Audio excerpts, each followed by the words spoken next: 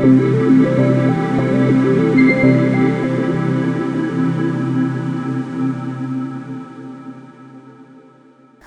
generasi smart, mau tahu cara menyelesaikan materi bahasa Inggris?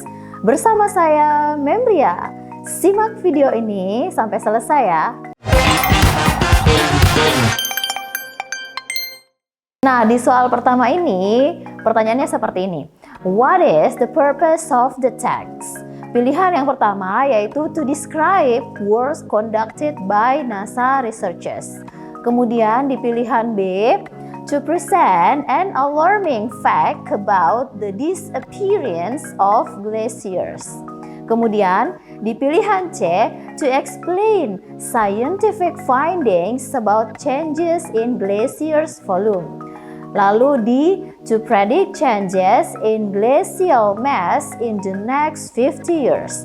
And then the last choice to provide an actual measurement of glaciers. Nah, untuk soal ini, sebelum kita menjawab, kita perlu mencari tahu dulu apa main idea dari teks tersebut secara keseluruhan. Nah, untuk mencari tahu apa sih main idea dari teks tersebut, maka yang perlu kita ketahui yaitu mencermati paragraf pertama, kalimat pertama di paragraf pertama tersebut dan juga di kalimat terakhir.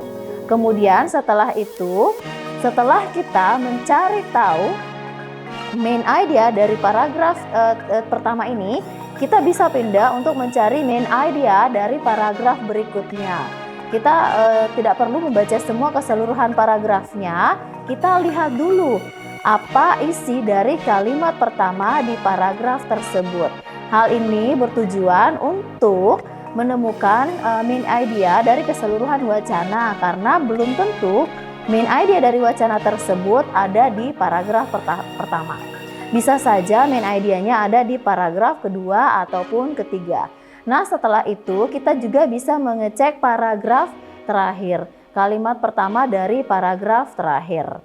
Oke, setelah menyimak teks tersebut, dapat kita menemukan bahwa main idea dari teks tersebut adalah menyampaikan fakta tentang menghilangnya glacier, yang dimana glacier ini semakin lama semakin mengkhawatirkan dan dampaknya terhadap lingkungan dan manusia. Maka pilihan yang paling tepat di sini adalah pilihan B, to present an alarming facts about the disappearance of glacier.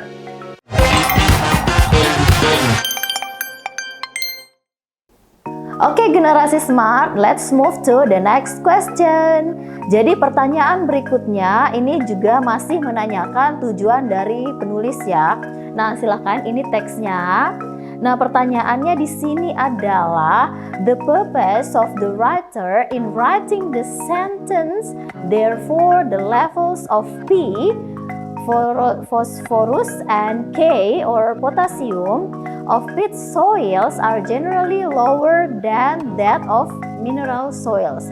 Also, the plants cultivated on the peat soil are very responsive to the fertilization using P and K in paragraph 4 is 2. Oke, untuk pertanyaan ini, option yang pertama adalah identify mineral soil to be given fertilizer P and K.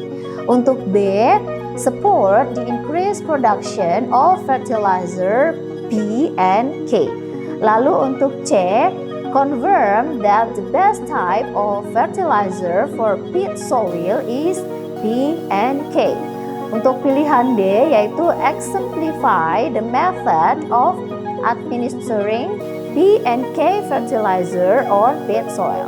And the last choice is explain that P and K fertilizer are produced only for peat soil.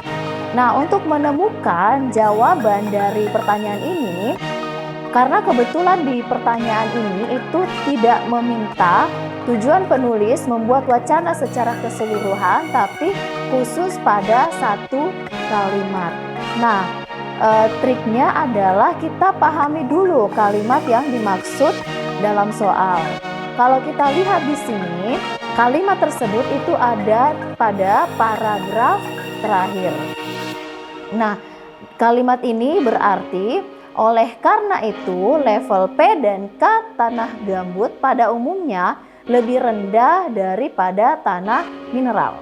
Juga tanaman yang dibudidayakan di tanah gambut itu sangat responsif terhadap pemupukan P dan K. Nah, kalau kita sudah memahami arti, kita sudah memahami makna dari kalimat tersebut, dan kalau kita cocokkan dengan semua pilihan jawaban, maka jawaban yang paling tepat itu adalah pilihan C, yaitu confirm that the best type of fertilizer for peat soil is P and K, atau mengkonfirmasi bahwa tipe pupuk yang paling terbaik untuk tanah gambut itu adalah P dan K.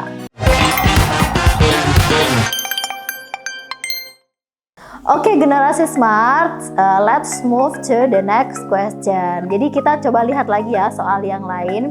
Nah, ini dia teksnya. Untuk teks ini pertanyaannya masih sama ya, ingin menanyakan apa sih tujuan dari penulis. Pertanyaannya seperti ini. What is the motive of the writer to present the passage? Apa sih motivasi penulis atau apa sih tujuannya penulis menulis wacana tersebut? Di sini ada 5 pilihan. Yang pertama, to inform the readers about children have been bullied online. Kemudian di pilihan B, to persuade the readers about danger of cyberbullying. Lalu di pilihan C, to describe the danger of cyberbullying for teen. Di pilihan D, to explain the phenomena of cyberbullying. And the last choice is to tell the readers that cyberbullying is harmful. Nah, untuk menjawab teks di atas, karena di sini yang diminta adalah apa tujuan penulis menulis keseluruhan teks wacana tersebut. Jadi sebaiknya kita mengetahui apa sih jenis dari teks tersebut. Generasi smart pasti sudah mendapatkan di tingkat sekolahan ya. Di situ kita banyak mendapatkan materi tentang jenis-jenis teks seperti naratif teks, explanation text, ada descriptive text. Nah, kalau kita melihat dari teks ini adalah termasuk explanation text, merujuk pada ciri khas dari teks tersebut yaitu explain, menjelaskan tentang cyberbullying. Nah, dari sinilah kita bisa menyimpulkan bahwa jawaban yang paling tepat dari pertanyaan ini adalah poin D, yaitu to explain the phenomena of cyberbullying.